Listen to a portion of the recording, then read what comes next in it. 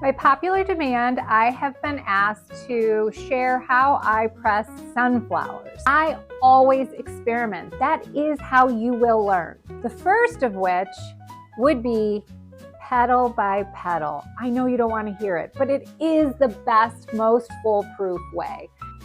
And if you want to see my recommendation for the easiest way to pull your petals off, it's literally to take your finger and kind of just pull backwards, and they sort of pop right out. So pluck each one of these yellow petals out, place them in a line in rows on your pressing blotting paper. Then what you're left with is this, and you're gonna cut it off the stem. This is holding a ton of moisture. And what does moisture mean in the world of flower pressing? That's right, mold. So then I go in and I cut off the little nub in the back because I really want to make this as thin as possible.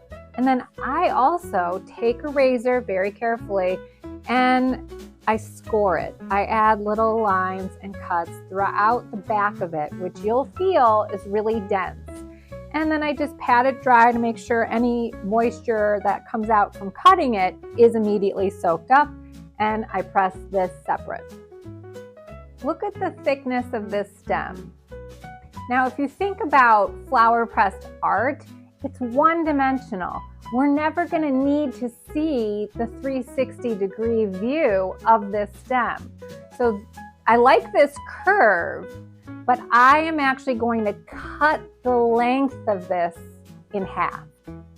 Now that I've sliced it down, I end up with two sunflower stems. I'm going to press them both, and I may have extra, but that's great. I'm always building my inventory. So once you slice it down the length, the inside's really wet, so you just want to make sure you really dry it good, and then you press it. The stem is also longer than most presses, so I just recommend finding a little nub and cutting it at that mark, because if you want this length in a final artwork, you can usually rejoin it there and not even tell the difference.